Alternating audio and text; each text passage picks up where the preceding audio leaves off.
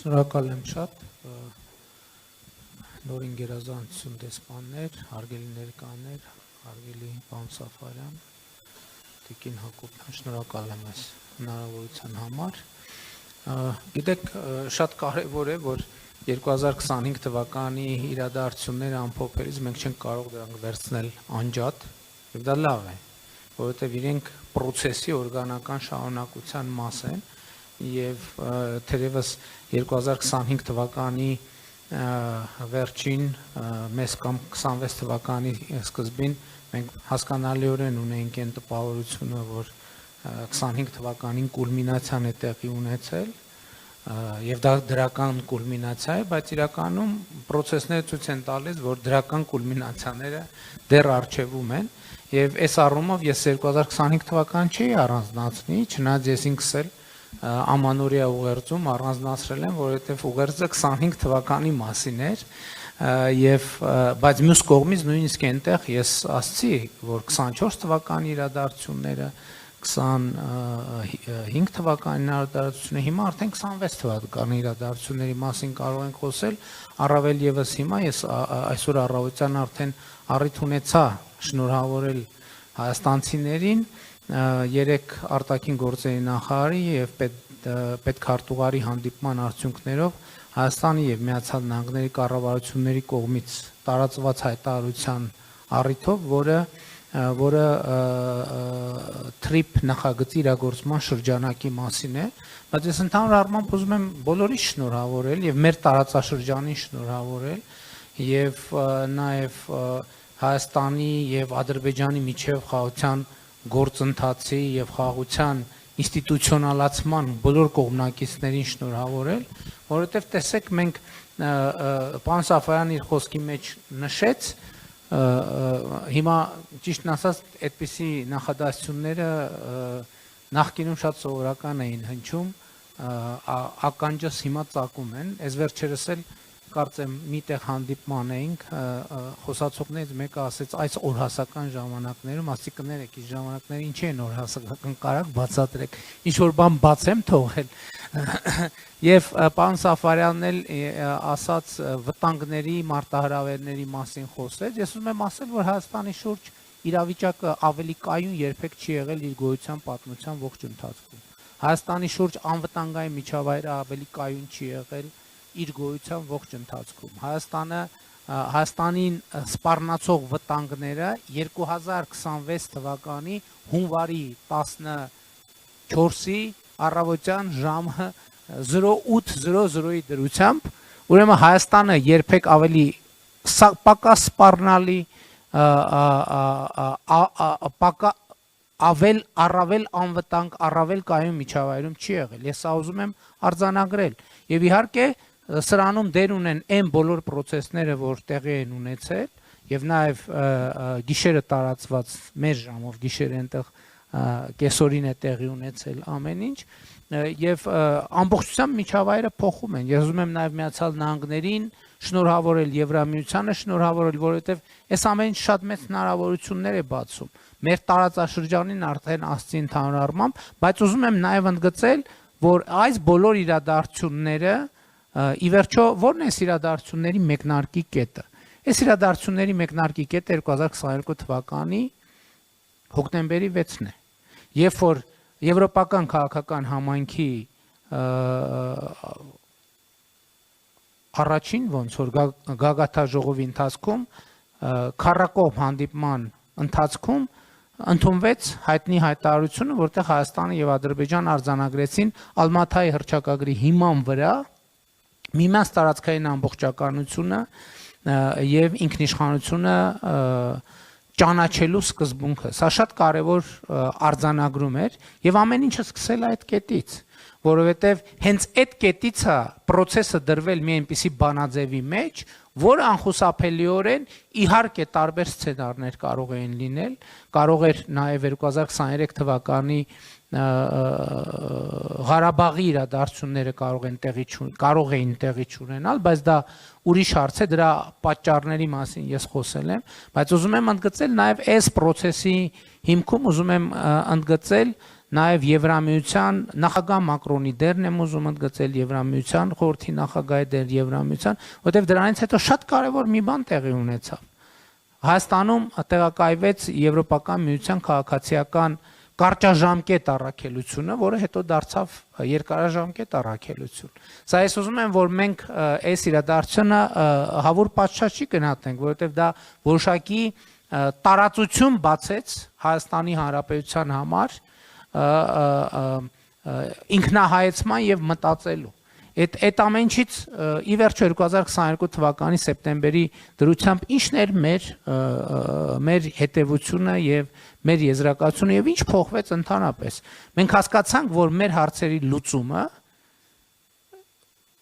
մենք չպետք է ուրիշ որևէ մեկից սպասենք։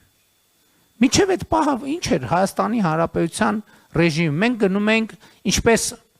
Խրիմյան հայրիկի ժամանակներից ընդունված են, գնում ենք մեծ դռներ ծեծելու, թղթե շերեփով, չգիտեմ, ստվարա թղթե շերեփով, բանի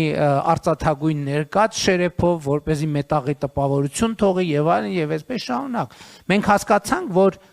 իհարկե մեծ դռները եւ մեծ տերությունները եւ մեր միջազգային գործընկերները ունեն առանցքային նշանակություն, բայց գիտեք ինչ, մենք մի բան էլ պետք է հասկանանք, արտաքին քաղաքականության, ես հիմա դեսպանների ներկայությամբ եմ ասում, շատ ընդունված է, որ սովորաբար երբ որ տեսնում են, որ դու իրադրություն ենք անել լավ չես հասկանում եւ գնահատում, սովորաբար ասում են բաներ, որ դու ուզում ես լսել, որովհետեւ չեն ուզում անիմաստ լեզվակռվի եւ բանավեճի մեջ մտնել եւ հետեւաբար մեր արձանագրումն աններ, որ մեր խնդրումը մենք ինքներս պետք է հասկանանք եւ մենք պետք է որոշումներ կայացնենք, թե մենք ինչ ենք անում եւ ինչ ճանապարհով ենք գնում։ Եվ այդ դեպքում միջազգային հանրության օգնությունը եւ աջակցությունը կլինի շատ ավելի կոնկրետ եւ շատ ավելի առարկայական։ Մենք հասկացանք, որ հնարավոր չէ այս թնջուկից դուրս գալ առանց միմյանց տարածքային ամբողջականությունը, սահմանների անխախտելիությունը, ինքնիշխանությունը ճանաչելու։ Եթե մենք այդ քայլին, եթե մենք այդ որոշումները չկայացնեինք, ես նույնիսկ չեմ փորձի նկարագրել, թե 2026 թվականի հունվարի 14-ի դրությամբ ինչ կլիներ ընդհանրապես մեր տարածաշրջանում, չեմ ասում Հայաստանի Հանրապետությունում, բայց ես ուզում եմ էլի տեսնենք,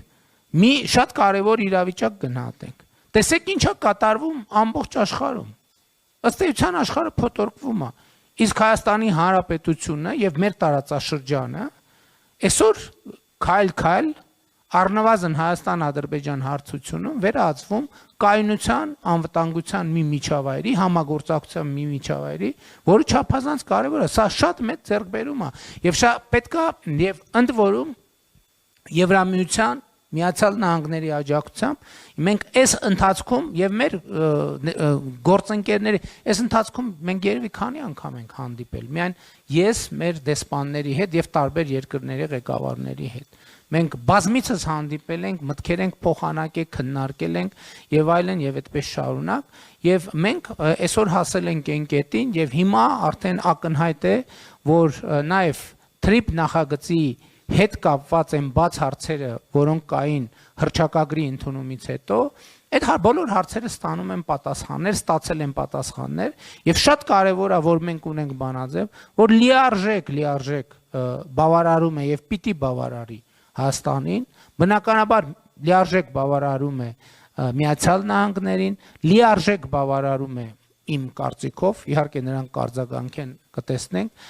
Ադրբեջանին եւ ըստ էության սրանով կանաչ լույս է վառվում տարածաշրջանում երկարատև եւ կայուն խաղաղություն հաստատելու գործին։ Իհարկե եւս մեկ անգամ ուզում եմ մեր գործընկերների ներդրումը ընդգծել Միացյալ Նահանգների նախագահ Դոնալդ Տրամպի դերը, որի անձնական հետաքրքրվածությունը եւ անձնական ներգրավվածությունը իհարկե անկասկած ունի եւ ունեցավ վճռորոշ նշանակություն եւ հիմա մեզ արդեն հարկավոր է մտածել հետագա քայլերի մասին, որոնք են հետագա քայլերը։ Հիմա այդ ակնհայտ է, որ դեպի հիմա մեր տարածաշրջան ներհոսելու են մեծ ներդրումներ եւ մեծ փողեր եւ դա շատ լավ նորություն է։ ակնհայտ է թե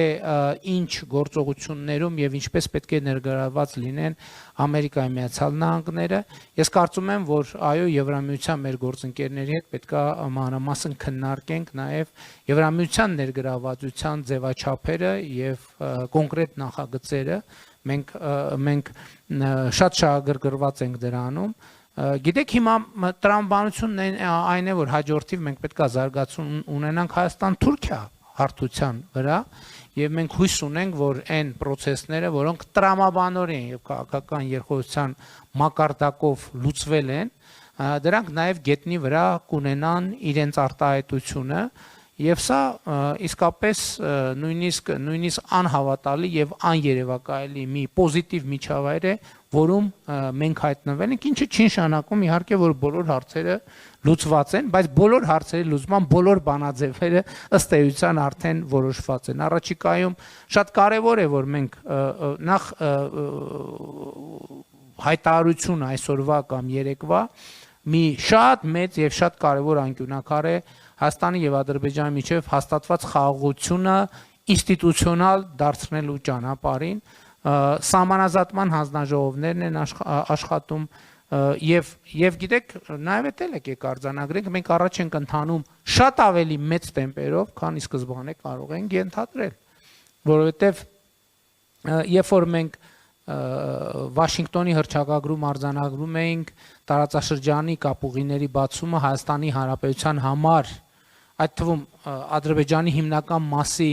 եւ Նախճեվանի ինքնավար հանրապետության միջև կապի ապահովումը Հայաստանի Հանրապետության համար փոխադարձ առավելություններով եւ մենք ենթադրում ենք որ Հայաստանը պիտի երկաթուղային կապ ստանա արտաքին աշխարհի հետ եւ դա տեղի ունեցավ կարծում եմ շատ ավելի վաղ քան Հայաստանի եւ միջազգային հանրությունը սպասում էին այսօր արդեն Հայաստան-Ադրբեջան երկկողմ առևտրի դրսևորումները տեղի ունեցան շատ ավելի վաղ քան Հայաստանի եւ միջազգային հանրությունը սպասում էր գուցե նաեւ Ադրբեջանը ես երեք առիթ ունեցա խոսելու տեսեք 2018 թվականից մենք ինչքան ենք աշխատել, ինչքան ենք չարչարվել մենաշնորհները հաղթահարելու ուղղությամբ։ Եվ մենք այնպես չի որ այո հաղթահարել ենք մենաշնորհելը եւ շուկաները դե յուրե բաց են եղել բոլորի համար։ Այս ընթացքում այո բենզինի ներկրում էլ է եղել եւ այլն եւ այդպես շարունակ, այսինքն ընդլայնվել է շուկան, բայց մեզ այդպես էլ չէր հաջողվել այն մենաշնորհները որոնց մի ծայրը Հայաստանում էր, մի ծայրը Հայաստանից դուրս, մեզ չէր հաջողվել այդ մենաշնորհերի այդ խնդիրները լուծել։ Եվ հիմա մեր բոլորի առաջ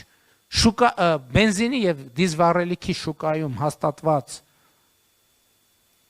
տասնամյակների մենաշնորհելը, այդ բանի խաղաթղթերի տնակի նման ուղղակի մեր աչքի առաջ քանդվում են։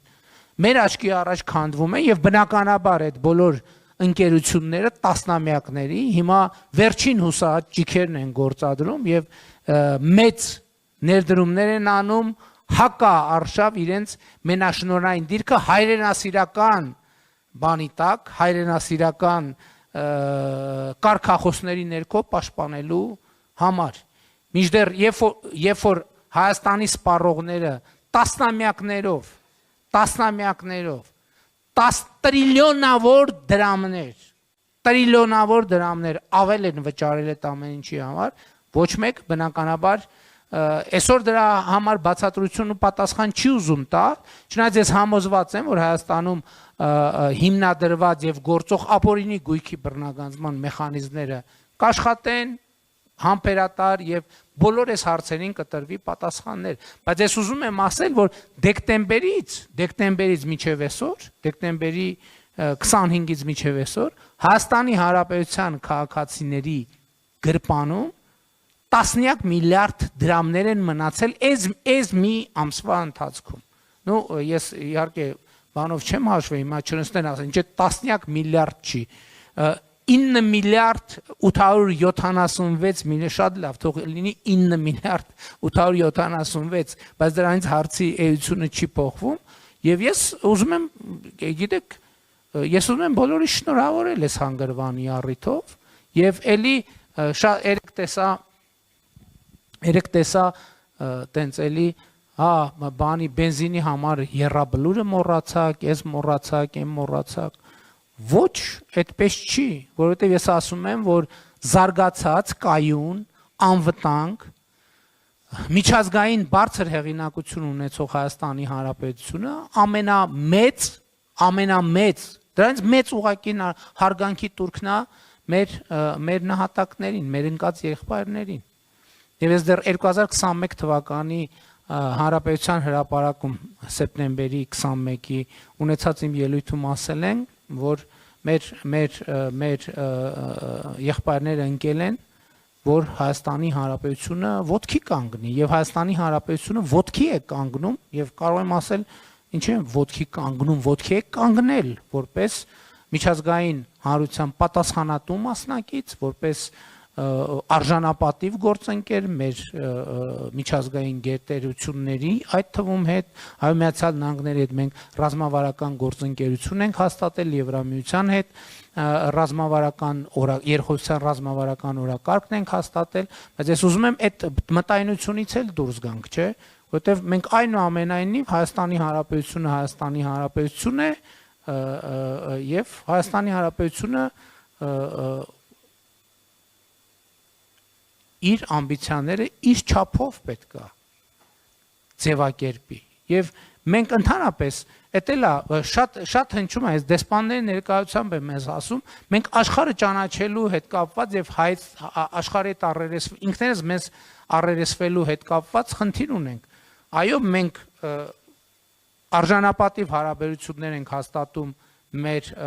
միջազգային խոշոր գործընկերների հետ բայց մյուս կողմից մենք չպետք է մոռանանք